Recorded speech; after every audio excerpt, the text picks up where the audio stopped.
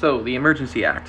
Why should we be worried? Well, you know how there's people who have pointed out the comparisons of Hitler and Trudeau? And then there's other people who are completely shocked by how one evil mass murderer could ever be compared to someone like, well, Hitler? First off, Hitler didn't start his political career by killing millions of innocent lives. In fact, through powerful and promising speeches given to stadiums of people across Germany, Hitler was able to gain a following of millions who hailed him as a national savior, while still striving towards total control. It wasn't until he had it that things got really bad. Now, how did he obtain that level of power? A little thing called the Enabling Act helped that process along. Passed in March 23, 1933, the Enabling Act was a measure that allowed Hitler and members of his cabinet to put forth laws without consulting through all members of parliament. Now, how was he able to do that? On February 27, 1933, just 4 weeks after Hitler was sworn in as Chancellor of Germany, an arson attack occurred on a parliamentary building. What are the chances? Known as the Reichstag fire, Hitler blamed the attacks on a communist organization and their attempt to overthrow the German government. You know, kind of like how Trudeau accused the Freedom Convoy of trying to overthrow the government.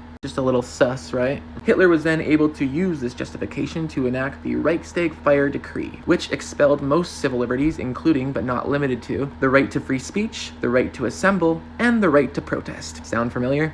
With the help of this decree, the Nazi organization was able to declare a state of emergency, which basically gave them the power to intimidate and arrest most of his political opposition. Although his plans for a Nazi dictatorship were slowly coming together, still he did not hold the majority of votes needed in order to pass the Enabling Act. But through a tactic of manipulation, bribery, and coercion, something we've become all too familiar with here in Canada, Hitler was able to overcome all other political obstacles to finally bring forth the Enabling Act, laying the foundation for what would be known as Nazi Germany and the reign of terror that followed. Now, if you're still not seeing the similarities here from what I've just laid out for you, you are in denial. It's time for you to wake up before it's too late.